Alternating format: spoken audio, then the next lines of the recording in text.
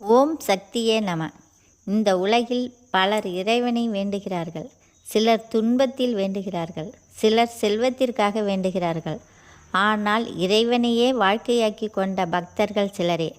அத்தகைய மகா பக்தர்களில் ஒருவர்தான் திருக்கடையூர் அபிராமி பட்டர். ஒரு தை அமாவாசை நாள் ஒரு பூரண நிலவாக மாற்றிய பக்தன், ஒரு சொல்லை நம்பி உயிரையே அம்மனிடம் ஒப்படைத்த பக்தன். தமிழ்நாட்டின் மயிலாடுதுறை மாவட்டத்தில் புனித காவிரி நதியின் அருகே அமைந்துள்ளது திருக்கடையூர். இது ஒரு சாதாரண சிவத்தலம் அல்ல. இங்குதான் மார்க்கண்டேயர் யமனை வென்று அமரத்துவம் பெற்றார். சிவபெருமான் மித்ருஞ்சராக அருள் பாலித்தார். ஆயுள், ஆரோக்கியம், மங்கள வாழ்வு அருளப்படுகிறது. இந்த ஆலயத்தில் அபிராமீஸ்வரர், அபிராமி அம்மன் இருவரும் இணைந்து காலத்தையே கட்டுப்படுத்தும் சக்தியாக அருள் பாலிக்கின்றனர். அபிராமி பட்டரின் இயற்பெயர் சுப்பிரமணிய ஐயர். அவரது தந்தை திருக்கடையூர் கோவிலில் பணியாற்றிய ஒரு தீவிர சிவபக்தர்.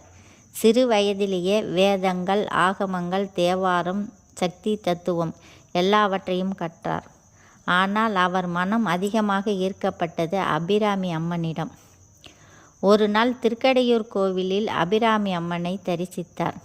அந்த தரிசனம் அவர் உள்ளத்தை முழுவதும் மாற்றியது. அம்மையே, நீயே என் தாய், நீயே என் உலகம். உன் திருவடிகள் தவிர எனக்கு வேறு ஆசை இல்லை. அந்த நாளிலிருந்து உலக வாழ்க்கை மறந்தார். உணவு, உறக்கம் மறந்தார். அம்மன் தியானமே உயிரானது. மக்கள் அவரை அபிராமி பட்டர் என்று அழைக்கத் தொடங்கினர். திருக்கடையூர் ஸ்தல புராணங்களின்படி அபிராமி பட்டரின் வாழ்க்கையில் நடந்த அந்த மாபெரும் அதிசயம் தை அமாவாசை நாளில் நிகழ்ந்தது. தை மாதம் என்பது சூரியன் மகர ராசியில் பிரவேசிக்கும் காலம். உத்தராயண தொடக்கம். ஆயுள், ஆரோக்கியம், புதுவாழ்வு குறிக்கும் மாதம். திருக்கடையூரில் இந்த மாதத்தில்தான் சஷ்டியப்த பூர்த்தி, பீமரத சாந்தி, ஆயுள் கோமம் போன்ற வைபவங்கள் அதிகமாக நடைபெறும். அத்தகைய புனிதமான நாளில் அமாவாசை திதி வந்தது. உலகியல்பு படி அன்று நிலவு மறைந்திருக்கும். ஆனால் அபிராமி பட்டரின் உள்ளத்தில் அம்மையே முழு நிலவாக பிரகாசித்து கொண்டிருந்தாள்.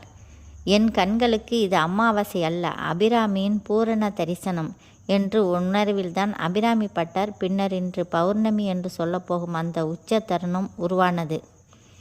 அந்த காலத்தில் தஞ்சையை ஆட்சி செய்தவர் சரபோஜி மகாராஜா. ஒரு நாள் அவர் திருக்கடையூர் ஆலயத்திற்கு வந்தார். அன்று அமாவாசை நாள். அரசர் கேட்டார், இன்று என்ன திதி என்று. அனைவரும் சொன்னார்கள், அமாவாசை மன்னா. ஆனால் அபிராமி பட்டர் மட்டும் சொன்னார், இன்று பௌர்ணமி என்று. அரசன் கோபம் கொண்டார். பௌர்ணமி என்றால் வானில் நிலவு தோன்ற வேண்டும், இல்லையெனில் உனக்கு மரண தண்டனை என்று அரசர் கூறினார். அபிராமி பட்டர் அஞ்சவில்லை. அவர் சொன்னார், அம்மை இருக்கும்போது எனக்கு பயம் ஏது? அவர் அம்மனை நோக்கி பாடத் தொடங்கினார். உதிக்கும் செங்கதிர் உச்சி திலகம். ஒவ்வொரு பாடலும் அம்மையின் அழகு, சக்தியின் தத்துவம், தாயின் கருணை என ஒலித்தது.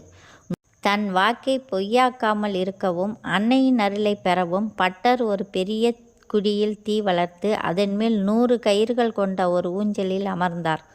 ஒவ்வொரு பாடல் பாடும்போது ஒவ்வொரு கயிறை அறுத்தார். அவர் பாடிய அந்த 100 பாடல்களின் தொகுப்பே அபிராமி அந்தாதி ஆகும். கம்மலை நிலவாக்கிய அன்னை.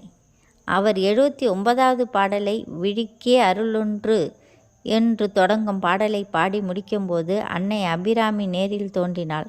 தனது காதில் இருந்த கம்மலை கழற்றி வானில் வீசினாள். அது கோடிக்கணக்கான நிலவுகளின் ஒளியுடன் வானில் பிரகாசித்தது. அமாவாசை அன்று முழு நிலவு தோன்றியதைக் கண்டு மன்னரும் மக்களும் வியந்து போனார்கள். மன்னர் தன் தவறை உணர்ந்து சுப்பிரமணிய ஐயரின் காலில் விழுந்து வணங்கினார். அன்றிலிருந்து அவர் அபிராமி பட்டர் என்று அழைக்கப்பட்டார். இந்த வீடியோ பிடித்திருந்தால் லைக் பண்ணுங்கள், ஷேர் பண்ணுங்கள், சப்ஸ்கிரைப் செய்யுங்கள். நன்றி, வணக்கம்.